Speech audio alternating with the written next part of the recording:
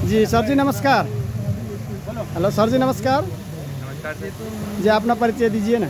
मेरा नाम मयूख उपाध्याय है और मैं नैनीताल से हूँ और यहाँ से पढ़ाई कर रहा हूँ MBA की CABM से।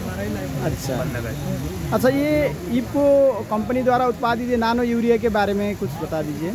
ये नैनो यूरिया ऐसा था कि पहले भी आता था जी पर उसमें से 4% नाइट्रोजन थी, जी। तो 4% को इम्प्रूव करके 20% तक बढ़ाया गया। अच्छा क्योंकि किसानों का अर्थ है कि कुछ खाली पानी जैसा हो रहा है, कुछ ऐसा नहीं डाल रहा है और जी। हमारे खेत बर्बाद हो गए थे, फसलें कुछ खास वक्त नहीं बढ़ रहा है कि हरापन नहीं आ रहा है, तो उसको बढ़ाया गया हरापन लाने के लिए। अब वो 4% से 20% आ गया है। तो इसका जो तरल फॉर्म में है और उसका यूसेज ऐसा है कि आपको जब पत्तियाँ आने वाली हैं जी या फिर आ चुकी है, एक आध पत्ती आ चुकी है, तब इसको 4 से 5 मिलीलीटर लेना है ये और 1 लीटर पानी में मिलाना है और स्प्रे करना है 30 से 35 दिन के बाद नॉर्मली। जी और फिर दूसरी बार फिर से स्प्रे करना है ये जब फूल आने वाले हैं उसमें, क्योंकि ऐसे ही आते हैं 30 से 45 दिन के, फिर 30-20 दिन बाद, मतलब 50 से 55 दिन के बाद फूल आने लग जाते हैं, तब हम इसका स्प्रे कर लेते हैं। तो ये नैनो यूरिया का है और नैनो डी। अच्छा, हर फसल में कम 3 बार इसको स्प्रे करना चाहिए। हाँ जी सर। जैसे पहले आफ्टर प्लांटिंग 25 डेज, हाँ जी। तो उसके भी बाद में फिर 25 डेज, हाँ तो उसके बाद में फिर 25 पहले डेज। 30 से हर बार आपको करने की जरूरत नहीं है। पहले 30 से लेकिन पहले जैसे आपकी फसल है जी। तो अगर उसमें आप देख रहे हैं कि दिक्कत आ रही है, आपने एक बार छिड़काव कर दिया 35 दिन बाद, उसके बाद आपने देखा कि पत्तियों का ग्रोथ नहीं हो रही, फल फूल नहीं आ रहा अच्छा, तो आप उसका दोबारा स्प्रे करें। अच्छा, अगर अच्छा, तो अगर फूल पत्ती बढ़िया आ रही है जी, तो आपको करने कोई की जरूरत नहीं बिल्कुल है। जरूरत अच्छा, नहीं वो है। पहले स्प्रे से भी हो जाएगा। स्प्रे काफी है उसका। एक बार तो करना चाहिए जरूर, जो हम एक बार जरूर। टॉप डेज जो करते हैं उस टाइम में करना तो चाहिए जरूर। उस टाइम बहुत जरूरी है। अब उसके बाद में उसको फसल को देख के डालना चाहिए। फसल को देखें, फसल में कोई दिक्कत है, फसल की ग्रोथ बढ़िया नहीं हो रही, फसल में पत्तियां नहीं आ रही, फसल में फूल नहीं आ रहे, फल नहीं आ रहे, तो आप उसको दोबारा दें। ये बात है। इसका मैकेनिज्म क्या है, जो प्लांट कैसे ऑब्जर्व करता है इसको हाँ।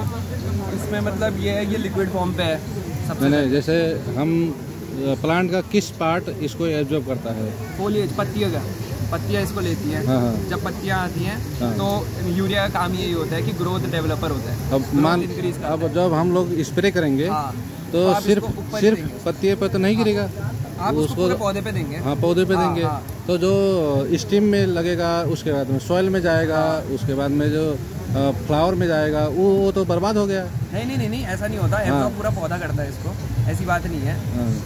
वो मतलब ये नहीं है कि सिर्फ वही जो भी आपका पत्तियां हैं, मेनली पत्तियों पे इसलिए देते हैं कि जब पत्तियां आ जाती है तो उससे हमको ये पता चलता है कि पौधे अब इस केमिकल को झेल सकता है, सहन कर सकता है। तो ये एब्जॉर्ब पूरा पौधा करता है इसको, तो और ये पूरी ग्रोथ को प्रमोट करता है उसकी। अच्छा, जैसे पहले से तो हम यूरिया यूज़ कर रहे हैं ना, यूरिया फर्टिलाइज़र ग्रेनुल फॉर्म भी यूज़ कर रहे हैं, और तुरंत बाद अब इसको हम जो डालना शुरू करें तो उसको क्या बंद कर दें? उसको आप बंद कर दें, बिल्कुल कर सकते हैं। आप उसको बंद करते हैं। बेसन डोज तो आप उसको डालें, इसको भी डाल सकते हैं आप बेसन डोज, ऐसी बात नहीं है। लेकिन ये है ना, ये नैनो फॉर्म में हमने इसीलिए निकाला है क्योंकि नैनो का मतलब है, मतलब जैसे आपके सस्टेनेबिलिटी की तरफ जाएगा थोड़ा, मतलब आपके जो सॉइल है, मिट्टी है, तो वो जो यूरिया था वो थोड़ा उसमें दिक्कत करता था केमिकल के उससे, बट ये थोड़ा नेचुरली काम करता है, तो आपकी मिट्टी को अच्छा बनाए रहेगा, उसमें दिक्कत नहीं आएगी। उसका साइड इफेक्ट कम है, उसके कहीं ना कहीं वो जो दानेदार होता है ना, वो हमारे माइक्रो न्यूट्रिएंट्स को नुकसान पहुंचाता है। जो मिट्टी में सूक्ष्म पोषक तत्व होते हैं ना, उसको नुकसान पहुंचाता है। हाँ। वो मार रहा है। अब आप देख रहे हैं, पहले एक कट्टा एक एकड़ में डालते थे 2000 समथिंग 1998 2000 में एक कट्टा 1 एकड़ में डालते थे। अब 6 कट्टे डालते हैं, 6 से 5 कट्टे 1 एकड़ में डालते हैं। वो मिट्टी उनने अपनी लमड़िए बना ली, अम्लीय बना लिए बिल्कुल। इसलिए हम सही करने के लिए नैनो प्रोडक्ट है जी। ये नैनो हमारा सिर्फ पौधों के पत्तों पे ही काम करता है। ये पत्ते हमको पौधे भोजन बनाता है पत्ते, तो इसलिए पत्तों से ही हम 20% नाइट्रोजन उसको दे देते हैं जी। ये मिट्टी पे नहीं जाता है। ये साइड इफेक्ट, इसका साइड इफेक्ट कोई नहीं है, 0% साइड इफेक्ट है। लेकिन उसका जो है वो हम 100 किलो यूरिया जो डालते हैं उसमें हमको 15% नाइट्रोजन मिलती है जी। टोटल। बाकी नाइट्रोजन वेस्टेज में जाती है। वेस्टेज मतलब मिट्टी को नुकसान पहुंचाती है। ये हमारा 20% है। इसमें अगर 2% उड़ भी जाएगा तब भी 18% पत्तों को मिलेगा जी। तो भोजन बना के अच्छे से पत्ते ग्रोथ करेगा, प्लांट ग्रोथ करेगा। जैसे 4% वाला पहले बन के आता था, है ना? 4% वाला वो बंद हो गया। वो नहीं हुआ ना, उसका अच्छा पॉजिटिव रिजल्ट नहीं आया किसान। जी जी जी। इसलिए उसको बंद करके 20% में डाला है। अच्छा, नाइट्रोजन, इसका बेहतर रिजल्ट है। हाँ, नाइट्रोजन इसमें 20% है, 16% नाइट्रोजन है इक्वल में जी, 4% अदर प्रोडक्ट आ रहे हैं। वेट बाई वेट इसका है 20%। जी। अच्छा, इस बाकी ये हमारा जो फास्फोरस है फिर और कुछ दीदा है तो डीएपी वाला कभी नहीं हुआ है ना कि इसमें 16% फास्फोरस है हमारा। जैसे अब इनका एक प्रश्न है कि जैसे हम लोग जो डीएपी डालते हैं ना, तो डीएपी में भी यूरिया रहता है, नाइट्रोजन रहता है। हाँ, तो जब हम इसको स्प्रे करने लगे तो क्या डीएपी ये नैनो वाला डीएपी भी आता है? हाँ, ये है ना मेरे हाथ में। अच्छा, तो इसका डोज जितना है वो इसको स्प्रे करें? हाँ, इसको बेसल में स्प्रे करें कि बाद में स्प्रे कर सकते हैं? इसको हम सीड ट्रीटमेंट कर सकते हैं। पहले सबसे पहले इसका काम है सीड ट्रीट करना। अच्छा, हम अगर 100 kg गेहूँ लेते हैं, गेहूँ का ट्रीटमेंट कर रहे हैं इस समय हम। हाँ। गेहूँ बोया जाएगा, 100 kg गेहूँ लेंगे हम, 1 बोतल का उसमें सीड ट्रीटमेंट करेंगे 100 kg। वो 2 एकड़ के लिए हो जाता है, पर्याप्त हो जाएगा 2 एकड़ के लिए। तो उसको 10 से 15 मिनट आराम से हम सीड ट्रीटमेंट करके छोड़ देंगे ताकि उसमें अच्छे से घुल जाए। फिर इसको हम खेत में डालेंगे। बाकी हम इसको 20 से 25 दिन बाद गेहूँ के जब पत्ते आ जाते हैं फिर स्प्रे करते हैं, जी। तब इसका रिजल्ट बेहतर हो जाता है। लेकिन कहने का मतलब ये है कि जितना हमको फास्फोरस चाहिए होता है ये उतना प्रोवाइड कराता है। जो हम दानेदार फास्फोरस डालते हैं मतलब डीएपी, उसमें हमको 8% डीएपी मिलता है 100 kg। ये हमारे एमडी साहब ने कहा है, एमकेडी साहब। जैसे आप बता रहे हैं कि इससे बीज आप शोधन करेंगे।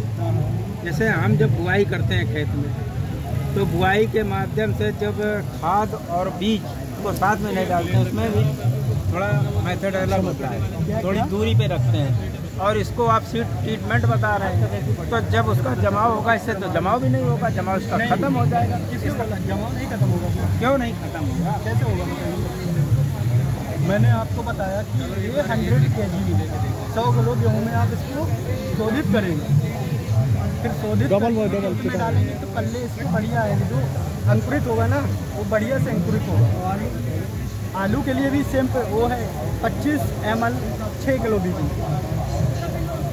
एक ढक्कन ये 25 ml का है। इसको हम 6 किलो बीज में डालेंगे आलू। हाँ, तो इस हिसाब से तो 25 ml के हिसाब से तो आलू तो बहुत ज़्यादा हो जाएगा, इसमें तो बहुत नहीं ज़्यादा होगा। कैसे बहुत ज़्यादा? पानी में डाइल्यूट करना होगा ना 5 ml प्रति लीटर से। 6 किलो से 25 ml मात्र 6 किलो बीज शोधन करेगा। प्रति लीटर पानी में 5 ml डीएपी जाएगा। 25 ml मतलब 25 हो गया ना, ये अच्छे से हो जाएगा। बाकी हमारा जो एक ये प्रोडक्ट सागिर का, ये हमारा सीवीड है।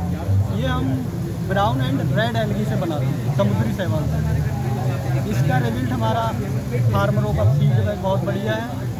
ये प्लांट को ग्रोथ करता है और क्लोरोफिल बनाता है बढ़िया। आपके यहाँ भाई साहब एक प्रश्न है हमारा, जो सोसाइटी पे आप नाइट्रोजन सुपर पोटास यूरिया की बोतल में देते हैं, उसके 200-250 रुपये 300 रुपये लगते हैं, और उसमें मात्र एक बार और कुछ हमारा कहने का मतलब ये है, जो साधन सहकारी समितियों पे जो ये बोतलें देते हैं आप 225 नहीं, ये नहीं होती है, उसमें वो दूसरा बोतल होता है, उसमें लिखा होता है नाइट्रोजन सुपर पोटास, लेकिन ये बोतल नहीं होती है, उसका एमआरपी होता है 200-250। सोसाइटियों पे सिर्फ ये 3 बोतल ये नहीं मिलती है, वो नहीं। हमारे इफको सोसाइटी पे सिर्फ इसके अलावा कोई तीसरा बोतल अगर मिलेगा तो आप मुझे ला के पहले जब दिखाओ। खादें मिलती थी दूसरी बोतल नीली, तो मैं यही बोल रहा हूँ। नहीं, अगर इफको सोसाइटी पे उसमें मात्र पानी ऐसा महसूस होता है, सुनिए, अब मेरी बात तो सुनिए। हाँ बताइए। इफको सोसाइटी पे आप जो नाइट कौन सा बताया? उसमें लिखा है NPK, हाँ, वो मिलता है। वो जो है अगर हम ये मांगेंगे सोसाइटी पे, ये प्रोडक्ट नहीं मिलेगा। ये प्रोडक्ट मिलेगा। क्यों नहीं मिलता? कहाँ से? हम कन्नौज से। अब वो आपकी सोसाइटी वाले नहीं मंगाते होंगे। नहीं, वहाँ पर जिले में रोके एक बात कहना चाहता हूँ। हाँ जी सर। मैं डिस्ट्रिक्ट बागपत यूपी से हूँ, और वहाँ पर जो है किसी भी आपकी दुकान पे जहाँ पे भी आपकी एजेंसी है, वहाँ पर दानेदार NPK नहीं मिल रहा है। 2 साल से मैं ट्राई मार सोसाइटियों पे। सोसाइटी में भी और दुकानों पे भी आपके जो दुकान खुली हुई है कहीं पे भी नहीं है। NP के दाने वाला बैग नहीं मिल रहा है, 2 साल से नहीं मिल रहा है। इनकी शिकायत नोट कर लो सर। और दूसरी बात और भी है भाई साहब, जैसे हमने 10 बोरा NPK का लिया या DAP का लिया, तो उसके साथ में पच्चड़ क्यों घुसेड़ देते हैं? इसके साथ में उसी के साथ में कि पच्चड़ नहीं 5 घुसेड़ते बोरे हो। के साथ में आपको 3 बैग जिंक लेना है, हम लोग 3 बैग वो लेना ये है। हम लोग नहीं करते। आप सुनिए। नहीं करते, आपसे मैं शिकायत कर रहा हूँ, आप अपनी कंपनी को लिखिए। नहीं, वो हम आपकी शिकायत मान रहे हैं। ये जो आप 3 बैग आपको जिंक तो चाहिए होता है,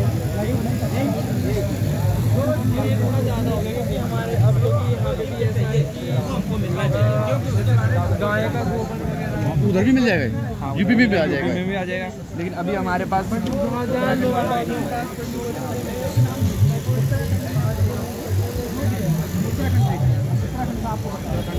हम केवल उत्तराखंड ही देते हैं। लेकिन हम आपकी शिकायत नोट कंपनी तो पूरे विश्व को नहीं बताएंगे। तो हम आपकी जो शिकायत है वो नोट करके भाई उसमें तो मान लीजिए हम परिचित हैं, हम नहीं लेते हैं। जो हमारे भाई लोग हैं क्यों लूटे जा रहे हैं? ये है जानते हैं, हमको जान लेते थे। 1919 आता है। 1919 आता है, आपकी बात से सहमत है, लेकिन जो प्रोडक्ट हमको चाहिए वो हमको मिलना चाहिए, लेकिन डी वाला हमको नहीं मिलना चाहिए, वो किसानों को नहीं बेड़ा चाहिए। इनका शिकायत नोट कर लो। जी हजूर, धन्यवाद, आपने जो सलाह दिया, सुझाव दिया, ठीक है, उसके लिए बहुत बहुत शुक्रिया और धन्यवाद। कहाँ से हैं सर? हाँ, नेपाल से। हम भी